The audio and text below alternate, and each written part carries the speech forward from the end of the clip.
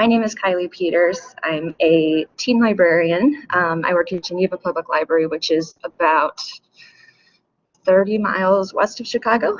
And I want to thank Amy and everyone for inviting me to give this presentation. If anything, if you stop being able to hear me or anything weird happens, please let me know. And I'll do my best to monitor the chat and pause for questions at appropriate times. I would love to hear if you can put in the chat what kind of work people do with tweens. So if you are a children's librarian, if you are, I should say, when I say librarian, I'm referring to all library staff. I think that term applies to all of us in the work we do. So if you work with children, if you work in some other department in your library, if you work with teens, sometimes there's some tween teen kind of crossover. If you could stick that in the chat, I'd be interested to see. So I was hired as a middle school specialist, and I was also doing a lot of tween kind of early or late elementary stuff. And then I was changed to a teen librarian specializing in grades 6 through 12. So now I do a lot more middle school and then some high school. But my focus earlier on was really on these younger kids. And I think it's an area that we don't talk about all that much specifically, and it has a lot of its own kind of characteristics. So that is what we are going to do today. I see people, thank you for putting in chat. Lots of teen people. Okay. I think if you are a teen person who serves middle schoolers, this is definitely going to cover that age, and then some things that kind of go a little younger and a little older. So what I would like to do today, scroll through slides. Oh, there I am. This picture is, we did a color war, and there was also happened to be a balloon guy there the same day, so just had to take a picture. So what is a tween? This is not really a question that has a single answer, so I'm going to define it for us in this session today, but you may use something a little bit different in your community. So for us, a tween is an early adolescent, which is the stage of development that occurs usually between about ages 10 to 14. You might call them tweens, preteens. It is the period, so according to the Alliance for Excellence in Education, the tween years, early adolescence, are the period of human development that starts with biological changes associated with puberty and ends once specific social expectations determined by factors like family, culture, and society are met. And this is tricky, especially because things like rate of puberty and kids' experiences can really vary quite a bit. But on average, we're talking about around age 10. And then once they get to around age 14, they're sort of moving into middle adolescence. So middle adolescence is ages 15 to 17, and then late adolescence is ages 18 to 21. So some of this content is going to work for that whole range, but we're really trying to focus on early adolescence. Another way I like to think of them is aspirational teenagers. So they want to be teenagers, but they still have some kind of kid qualities as well, which is part of what makes them so fun to work with. I think they have kind of the fun of kids as well as the sort of complexity and intelligence of an older teen. And so that can be really exciting. One thing that I really want to stress here is that I'm about to say, oh, tweens are like this and this and this, but nothing we can say about tweens is going to apply to all of them. And generalizations can be kind of useful as a tool for a baseline, but we can't assume anything. So you might have a 12-year-old who looks 15 or a 12-year-old who looks 9. And maybe the one who looks 15 is actually a lot less mature than the one who looks 9. It is very common for kids to be treated differently based on how old they look. And another thing to keep in mind is that often kids of color are perceived as being older, and that can create some unfair standards. So really can't assume much. Kids will be different based on life experiences, genetics, so treat each as an individual and adjust how you interact with them to suit their particular needs. For most tweens, being treated like they're younger is worse than being treated like they're older. So if you need to kind of err, you're not quite sure how to begin an interaction with a tween, I tend to kind of pretend that they're a little older and treat them with kind of a maturity, and they tend to respond well to that because aspirational teenagers, wanting to be kind of going into that older time in their lives. Right, so the only time in life when the brain changes more rapidly than it does during early adolescence is between birth and age 2. Early adolescence is a second critical period in development. It's a time of growth and change that sets the course of the rest of a person's life. So a key theme here is that the adolescent brain is still a work in progress, or just because they can doesn't mean they will. Think of it like learning any new skill. So, say you're learning to play the piano. You've taken piano lessons for 1 year. Can you play the piano? Yes. Are you going to sound good when you play the piano? Maybe, sometimes. That is something to keep in mind with tweens. They're practicing these kind of adult skills, and it can be frustrating because sometimes we see them be very mature and we're like, oh, you get it, you can behave in ways that are very similar to what makes sense to us as adults. But then the moment there's a little bit of stress, or maybe there's a bunch of peers watching, or just different situations, they go back and are acting like a 5-year-old. And that is normal. That is, part of they're learning how to use these new parts of their brain that are developing, and we as adults can guide them to do that.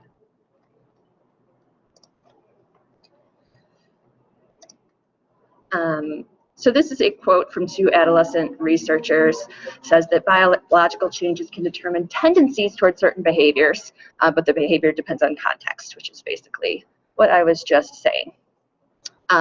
Just remember that they are not living an adult experience. We cannot judge them based on our experience, and that, placing these expectations on them to kind of make sense is really unfair to the way that their brains are working. And we're going to talk about some ways that that plays out. So, first one, everybody's favorite topic, puberty. This is something that gets blamed a lot for kind of raging hormones that cause middle school age kids to behave in certain ways. But a lot of it isn't actually coming from hormones specifically. So, and adolescents don't actually have more hormones than adults. But the beginning of puberty does trigger this enormous change in their body and their brain. And puberty does begin when the hypothalamus triggers the pituitary gland to release estrogen, progesterone, and testosterone. And that changes some things in the physical body and the brain. And they proceed through these 5 Tanner stages. So the new hormones usually start for girls around age 8 and for boys around age 9 or 10. But it can happen earlier or later, and that's not a cause for alarm. And at this point, there may be some mood changes, but usually it's not really visible. It takes about a year or 2 before any visible changes are happening. And then around ages 12 to 14, you start seeing growth spurts, body shape changes, menstruation, voice changes, things like that. Once they get into high school, sort of the later stages, continues growth and development of reproductive organs, secondary sex characteristics. But we're really focusing here on the first few Tanner stages and these sort of emotional changes and mental changes that come with this. There are 2 major parts of the brain we're talking about today. The first is the limbic system, which controls basic survival needs, immediate reactions and emotions, instinct, fear, aggression, excitement, attraction. It's associated with social acceptance and responses to reward, and this develops earlier in life. So young people are quite good at these things that you see in the box on the slide. They've been doing this for a long time, and that part of their brain is highly developed. However, They are just kind of starting to really develop the prefrontal cortex, which is located at the front of the frontal lobe, just behind the forehead. It's still developing until around age 25, and this controls logic, reasoning, planning, impulse control, attention, emotional regulation, organization, and higher order thought, which we know are all things that sometimes with tweens they can need some help with, but are often capable of doing.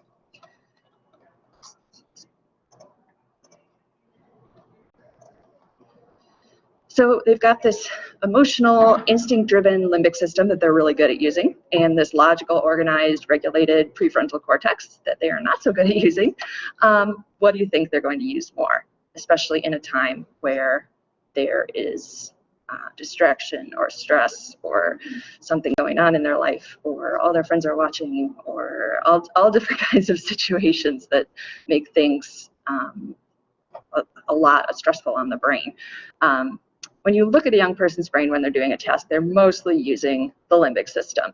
And the closer they are to adulthood, the more they use the frontal lobe. They often use the part of the brain that does impulse better when they should be using the part of the brain that controls logic and reason. So this is a picture from a study where adolescents and adults were asked to identify this person's emotion. And the teens who were in this study were using their amygdala, and that's what lit up when they were responding to this, and they said this person was shocked, surprised, or angry. And the adults, with their frontal cortex lighting up, identified it as fear, which is fear is the correct answer.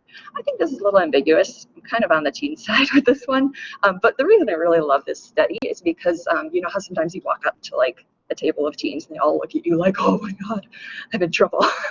And you really are just going to come and say hi. I feel like it really explains that, you know, like just remembering that your tone and the way you look and the way you're holding yourself, they might be interpreting in a way that is completely different from what you think. You know, it's pretty common to be like, oh, she yelled at me. And you're like, no, I didn't. That wasn't yelling. But they may be, you know, processing this with a different part of their brain. And so that's how it looks to them.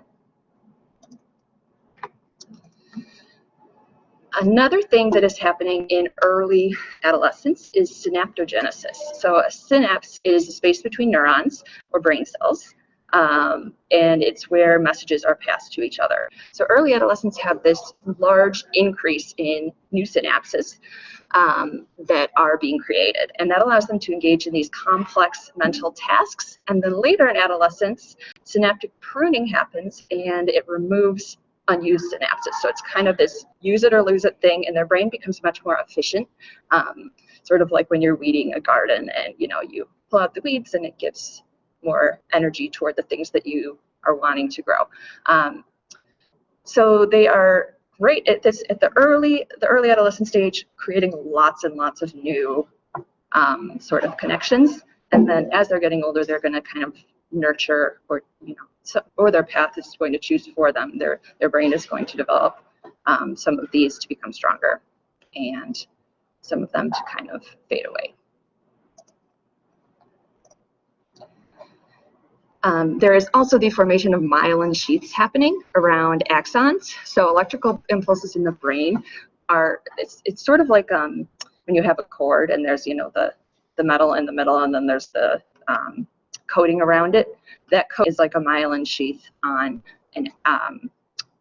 your axon in your brain, and it makes the impulses conduct about 100 times faster. So the brain becomes a lot more efficient with these myelin sheaths growing.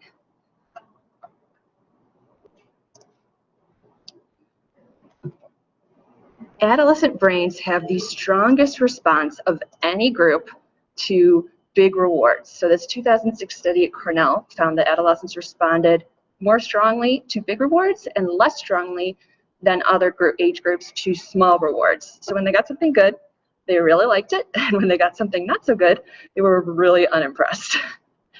And they are also willing to take bigger risks to get rewards, but they are not as good at using the prefrontal cortex to accurately evaluate the risk, especially in the spur of the moment. So, we see them doing things, we're like, what were you thinking? It is likely that there was some reward. Maybe it was peer approval. Maybe it was, I don't know, an adrenaline rush or dopamine, something that they were getting out of this, and that they maybe incorrectly judged, the reward versus the negative consequences or the potential danger.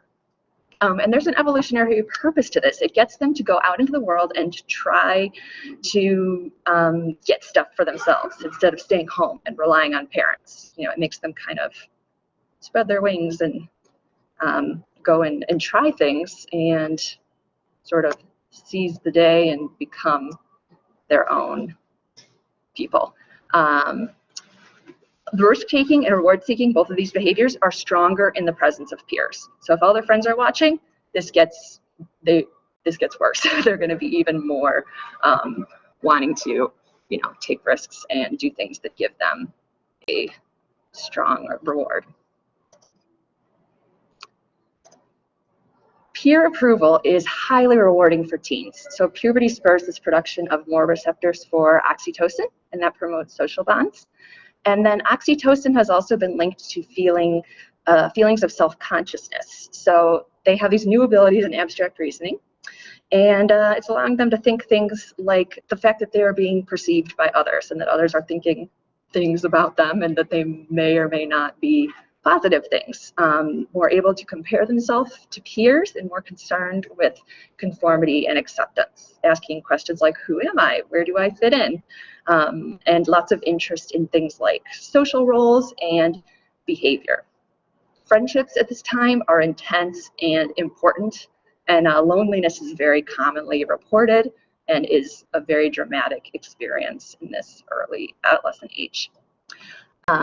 So they're more able to think about others and about society as a whole and about their role in it, but they still kind of have this inward focus. They tend to be a little more focused on themselves, but it's a great time to kind of be having conversations about larger society and helping them sort of start to look at things more in that way. And once again, this has a purpose. In early humans, it encouraged young people to leave their parents, find a mate, and establish a place in the society.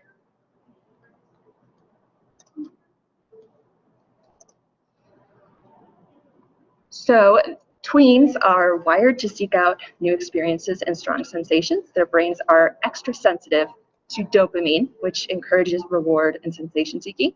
And dopamine often works together with oxytocin to link social situations and a feeling of reward. So they actually are probably getting more of a reward from feelings of peer approval than an adult would be getting. So to sum all that up, why is the tween, kind of period in our lives so dramatic?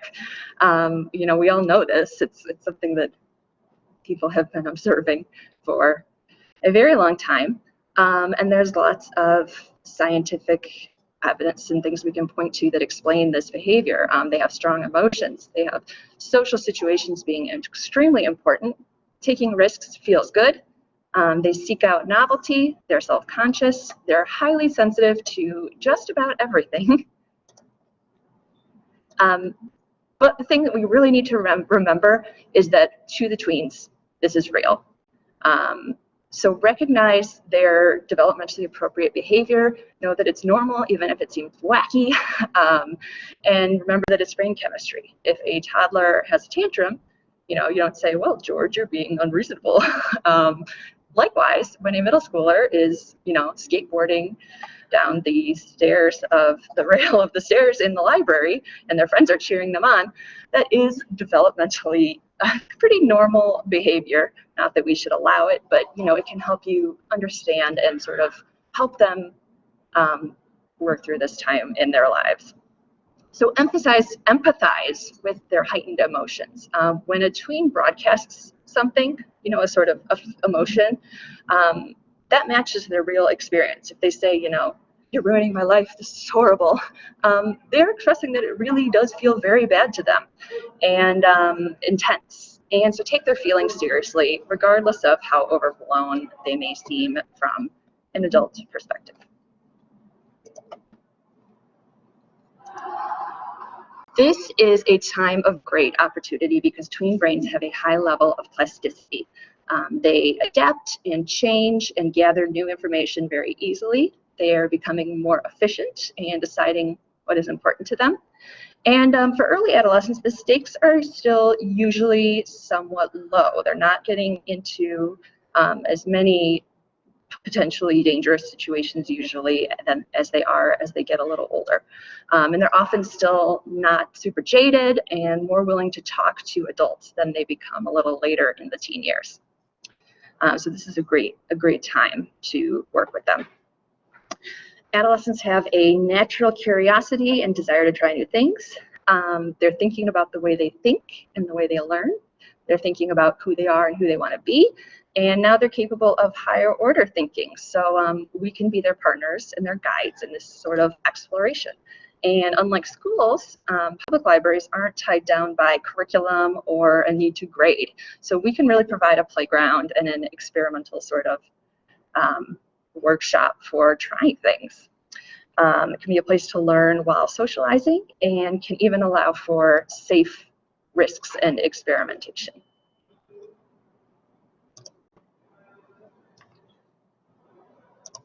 All right, so I am hoping to hear a little bit from you. I know it's early, but in the chat, if you can put in, I'm going to talk about a few different experiences that we have touched on and elaborate on a few of them.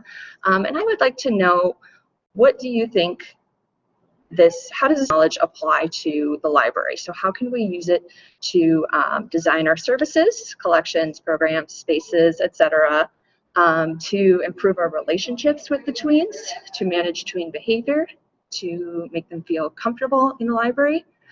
And do you have any situations where you can, a story where you can remember, you think, something happening with tweens that, this matches up with this knowledge and that it can help you address?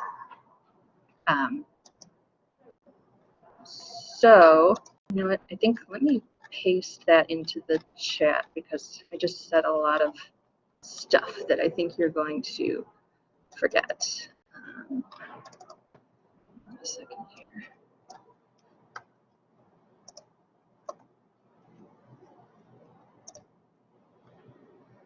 Oh, and PowerPoint decided to not let me do that. There we go. Kylie, well, yes. There you go. It's there now. So that's a lot of text. Don't worry about reading all, but if you get kind of confused, you can look back. These are some things to think about on each of these slides. So on the subject of abstract thinking, tweens are experiencing more ability to exercise metacognition, so they can think about the way they think, about how others perceive them, engaging in moral reasoning, inclined to look for meaning in situations, better at understanding kind of abstract ideas, multiple possibilities, what-if scenarios, and they learn best when they're allowed to come to their own conclusions. It's harder to do this in the heat of the moment, but they can do this abstract thinking. So can you think of services that we can use, we can create to sort of either capitalize on this, or how we can kind of use this to inform our services to tweens? Folks, feel free to type in the chat any thoughts you have on what Kylie's questions she's posted in the chat, or what she just asked too. I realize this is a little bit of an abstract question. I think when you see my next slide, you'll see what I'm getting at a little more.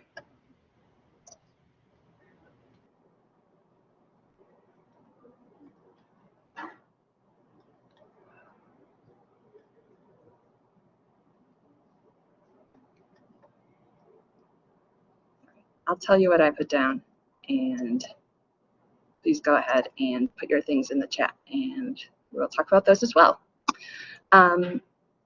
So with their abstract thinking abilities, in communicating with tweens, it's really great to give reasoning for why things are done a certain way and why the rules exist, because they're in this phase where they can start to think through that, and they're not going to accept just, because I said so, because I'm the adult.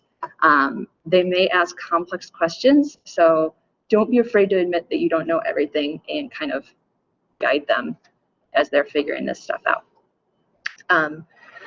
Some programming ideas: maybe bring in a therapist to teach breathing exercises, healthy self-talk, meditation, yoga, different things to kind of work with this brain, the more complex brain stuff going on, and learn how to manage the emotions.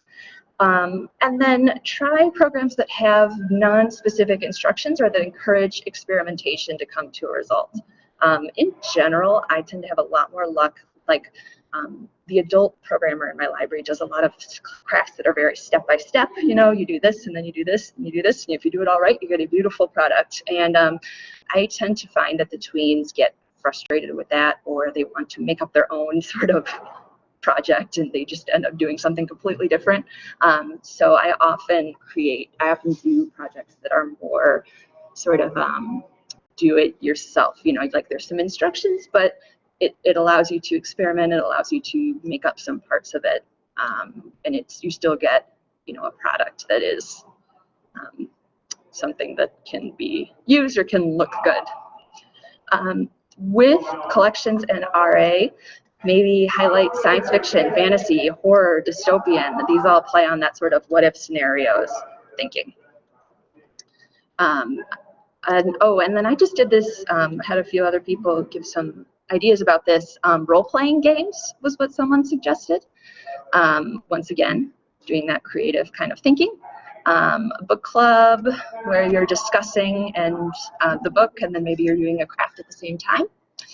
And then having a whiteboard in a tween space where they can share their thoughts. Ashley, thank you for submitting something. I find that art programs, they say, tend to bring out the metacognition in tweens. For instance, at our pumpkin painting, I noticed how they want to copy their peers or do something funny or outrageous to garner their attention. Yeah, for sure. Being very conscious of what others in the group are doing. The one thing that I think is so interesting, a term that I heard to describe that was imaginary audience. So thinking that everyone is looking at you. And it makes me think of being in the grocery store with your mom and she's being so embarrassing and saying really awkward things and everybody's staring. And of course they're not actually staring. They don't really care. But it feels like they are. And so, yeah, that can also apply with, whatever you're creating. Another thing that I notice a lot of is evaluating what they're doing. So let's say you're painting pumpkins. Kids starting to really say, I'm not good at this. Mine doesn't look good. And so I really try to challenge that thinking and say, saying that it looks good is one thing, but I think a better way to try to think is, well, are you having fun? This is about the process. It's not about how it looks. It's about creating something and having a good experience. So I kind of try to get them to think in that direction.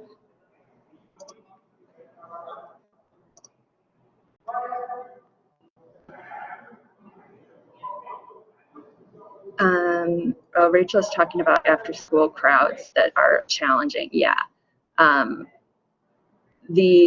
There's definitely a difference. An after-school crowd is so different because, you've got the kids who come specifically because they want to be there at the program.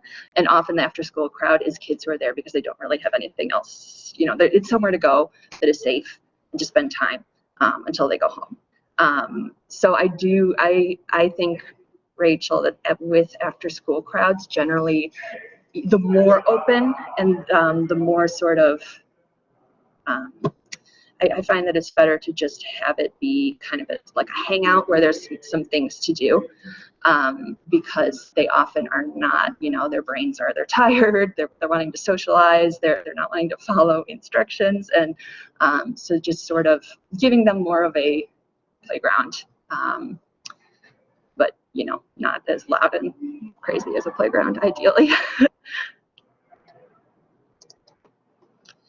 All right, thank you people for commenting. I'm going to go to the next one and then we can revisit. So another thing that they are dealing with is this sense of displacement. It is common to feel that they don't fit in, they don't belong, aren't good enough, feeling awkward about the self and their body. There's a gap between their powers of observation and understanding. So often they don't have the life experiences to realize that they aren't all that weird. They aren't, and everybody isn't looking at them. The imaginary audience, there we go. I was wondering if I had gotten it in here. So thinking everyone is paying attention to them. They have body changes due to growth in puberty that might be causing them to feel self-conscious or just feel strange, different. They may be more aware or self-conscious of if they are a minority, or if they are trans, they're probably starting to maybe feel some of that stress because of that with puberty. And so there's a lot of things that could be happening. They are also susceptible to media messaging about things like body image. So go ahead and put in if you have anything about this sense of displacement that you think would be good to submit. And I just got a note that my battery is running low, so I'm going to plug in.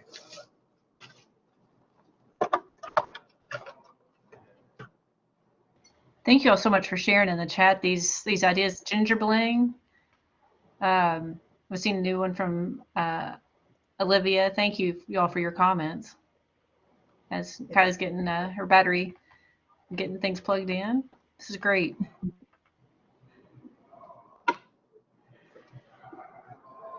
All right, ginger bling. That sounds fun. Ginger bling houses. Made of paper, make it as wild as you can. I love it.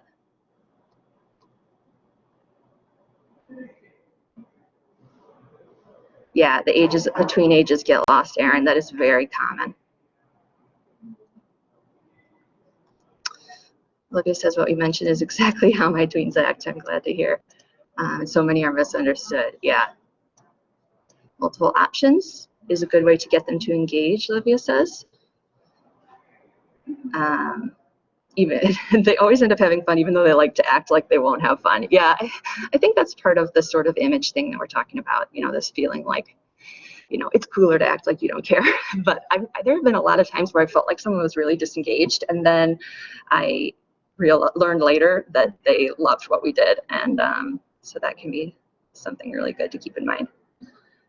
Kennedy is working with tag teens to create a hangout program, renting a room and bring different activities. Yeah, I think that kind of thing is really great, particularly if you have that kind of captive audience of the after-school crowd. Okay. Sorry, doing one more thing for my battery here.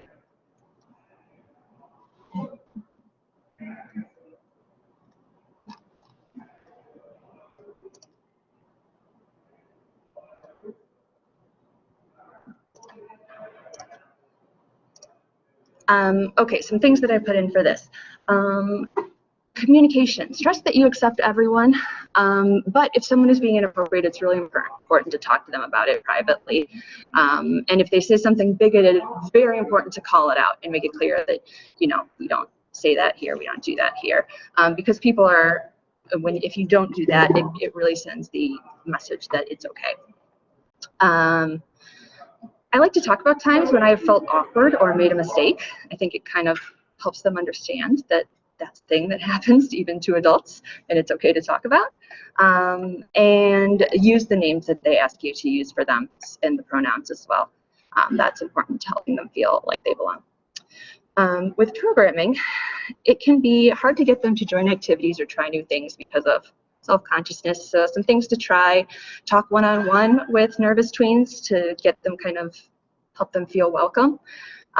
If you have a sort of a regular who is just a very kind and welcoming person, sometimes you can recruit them to help make people who are newer, feel included. Try activities that encourage them to talk to each other, that don't involve a winner or involve doing it one right way. That can be fun, but it can also, there are times where being like, hey, this isn't a competition. This is just a thing that we're doing, and it's fun for everyone, can be valuable. And tell them it's okay if they need to take a break or just to watch. Some people have, sensory things or just different that, they might need to step out, and making it clear that that's okay can really help. And then a few more for this one. I like to include a really wide variety in my book list displays, etc. Be very conscious about including different types of people. And I have this checklist that you are welcome to use that are different things that I look for, and try to make sure that there's a nice balance of these things in all of my lists and talks and displays and such. And then in spaces, having crafts, games, activities, etc. that are of interest to all different types of people. Making spaces accessible, and having something indicating that it's a safe place for different people, especially LGBTQIA+ tweens. There's a lot of research that having just like a safe space sticker or something of that sort is really helpful to them. Oh, thank you, Charlie. Okay, I am so happy so many people are putting things in the chat. And I'm going to go back and read all that, but for now I'm going to keep going because I want you to have time for questions. So everyone, thank you for doing that. Please keep doing that, and y'all can be reading it as we go through. Forming identities, beliefs, and values, often wanting to both fit in and to form an individual identity. Having a desire to identify the self as a member of a group, increased awareness of membership in certain groups, desire to try and to experience new things, forming their own opinions, and then interest in debating, arguing, and testing limits. I'll give you just a minute to think about that and put in any ideas that you may have.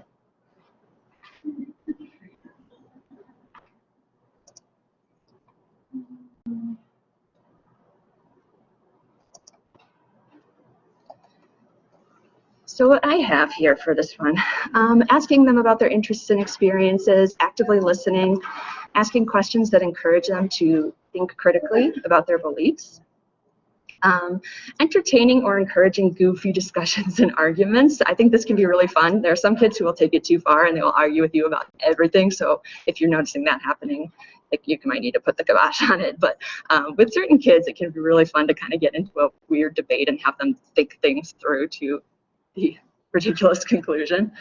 Asking for their opinions and demonstrating that you value their input, doing the best you can to put them into practice, or if you can't, explaining why.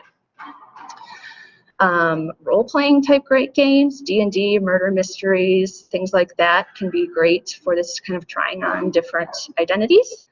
You can create a community, for example, an advisory board that has sort of membership or has a sense of identity around it. And a debate program. I did that once and it was really fun just because my tab kept arguing, and I was like, you know what, let's make this a program. Okay, that was everything I had for that one. People are talking in the chat about tweens being a forgotten age group, for sure.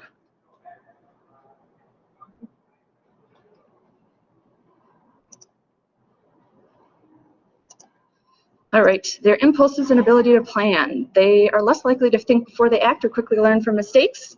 Novel behaviors highly rewarding, so they often act on impulse. They can plan, but they're still kind of developing that skill. And often they can't explain their reasoning for their own behaviors. They can think about the future, but they often need help to do it. And plans for the future change very frequently, and the presence of peers heightens that impulsivity.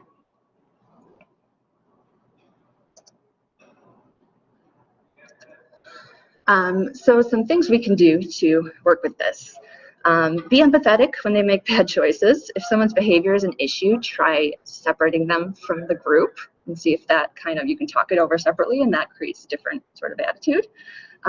Guide them in understanding the rules and the reasons for the rules, and in thinking through the effects of their actions. And they might be stubborn and say, well, I don't think that should be the rule.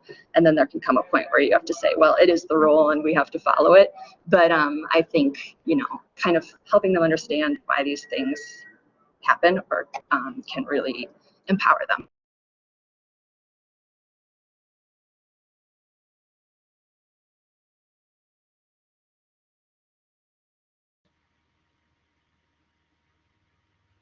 Carly, are you there?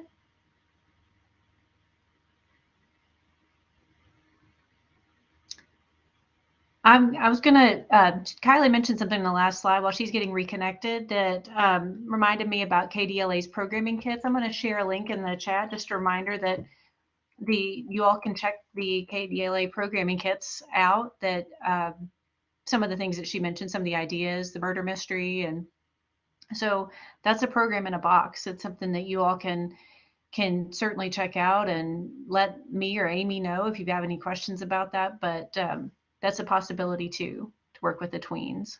And Charlie, I see you on. Do you have any? Feel free to jump in. No, just watching for Kylie to come back in. We'll looks like she's reconnecting now, so we'll get her going again here in just a second. While we've got this break too, we have got a room set up for lunch and during breaks that is called Miro, and I'll drop a link into the chat about that. It's a great way for during lunch to connect with your fellow conference attendees. So people you'll need to set up an account, but it's something you can do. It's called Miro, and I've just dropped a link in there to participate in that. You can play games, and one of our colleagues, Kim, set this up. So if you want to think about that, then there's a link for Miro in the chat for you.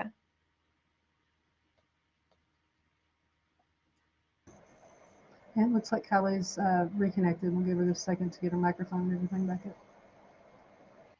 Thank you all so much for all the different comments and so forth. I'm trying to note any questions that we can ask Kylie when she's able to be, at the end of her session. But thank you all so much for the conversations you've had in the chat. It's great.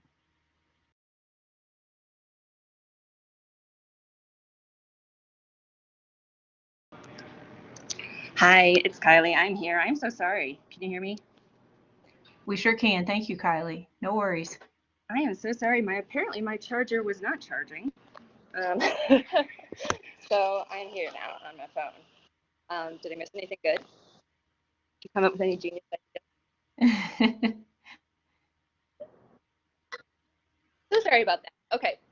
I want to get to questions, so let me quickly go through the last few slides. So before I got cut off, talking about guiding them in understanding the rules, being able to plan, all those kind of things. With programming, try to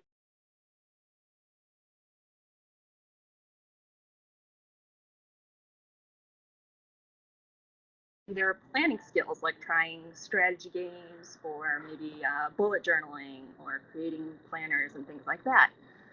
You can try playing on the risk taking by doing things that are maybe sort of taboo, like after the library closes, letting them run around and scream in the library. There can be really fun things like that. And then giving them room to experiment and to take some safe risks in the programming.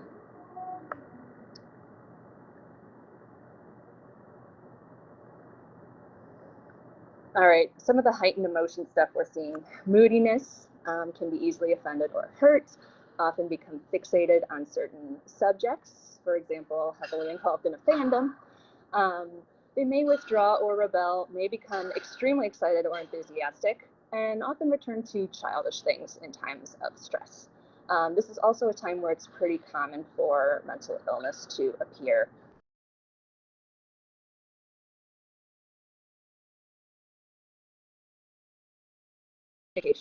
With them. Don't take things personally. If a tween is escalating, remember that it's normal and remain calm. Validate their feelings. Avoid saying things like, don't worry, don't cry, just smile. Let them know it's okay to experience negative emotions. And if you're comfortable, you can even share some things about yourself. I have depression and anxiety that started in my tween years really. And sometimes I'll share that just because I'm comfortable with it, and I can encourage others to share the same and create a connection and help them feel comfortable. In programming, opportunities to explore healthy emotional outlets like art, music, and poetry. allowing for some kind of noise and rowdiness when you can be a good outlet for them. But also taking respecting people who need to take a break from the chaos. And then with collections in RA, you can highlight books that have lots of drama or that are dealing.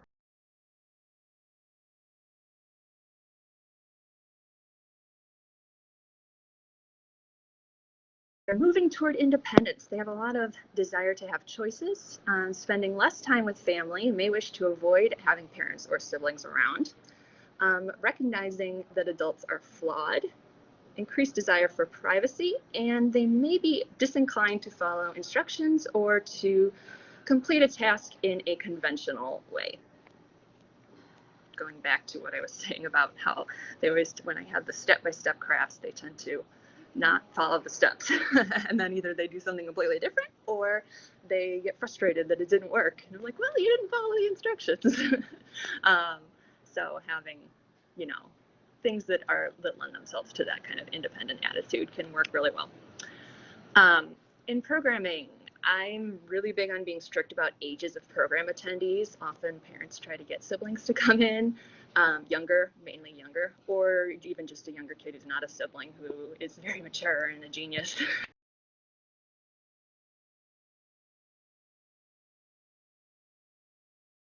To tweens to be tweens.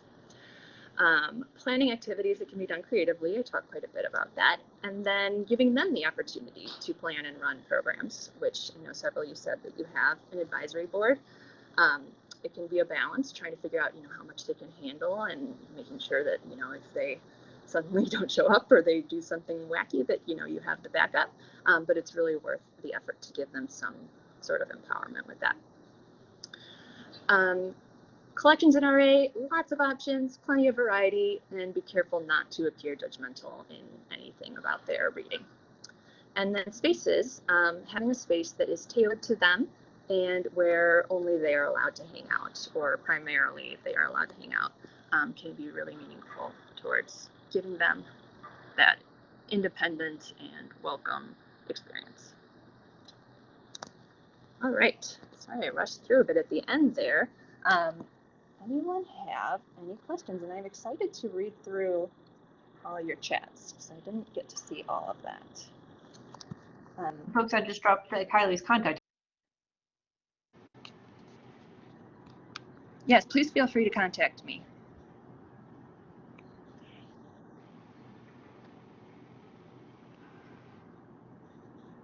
Amy has just chatted.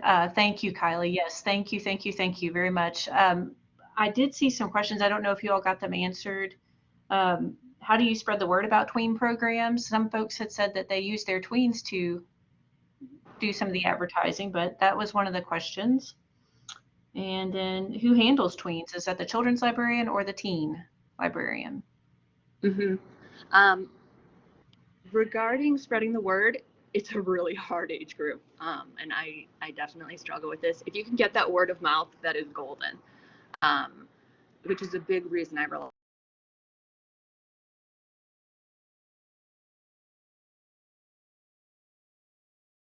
at the last meeting, because I've been struggling lately with marketing. I said, how do you find out about these things, and they said, so-and-so tells me. They said it was word of mouth. So I would say, yeah, that is your best bet, and kind of building those relationships with sort of a group of regulars who will help you. Other than that, reaching out to the schools as much as you can. It can be hard if the school's not super cooperative, but just trying different inroads to get the school to help you spread the word. I've had good success with. Parents will look at e-newsletters and social media, so that can be good. I know some people have TikToks now. I haven't tried that, but kids are on TikTok and Instagram, so those might be good if you want to try social media. I haven't had as much luck with the social media, though. Generally, I reach the parents through online formats, and I reach the kids through word of mouth. I see them and I invite them. I hand them a calendar or whatever.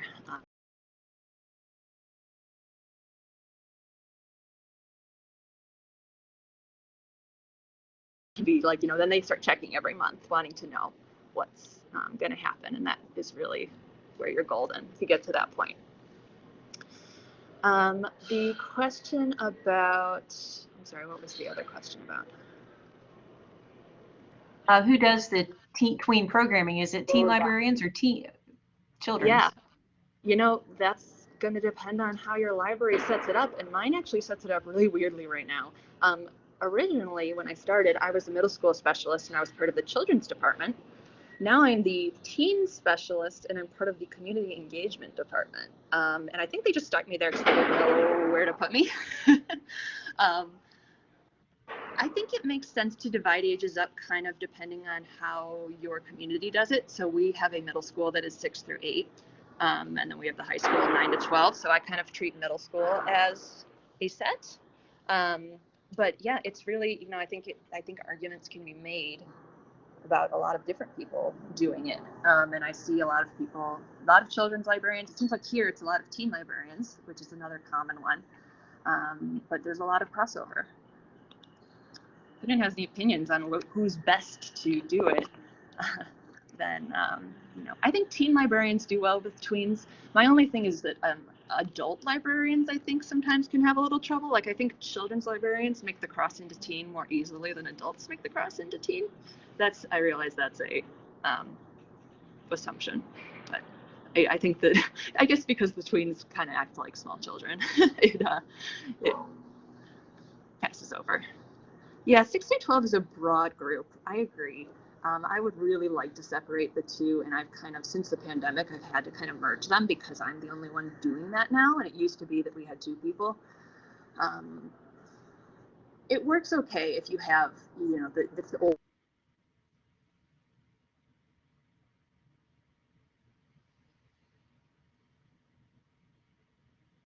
So yeah, I agree that if you can do the separation, it's great.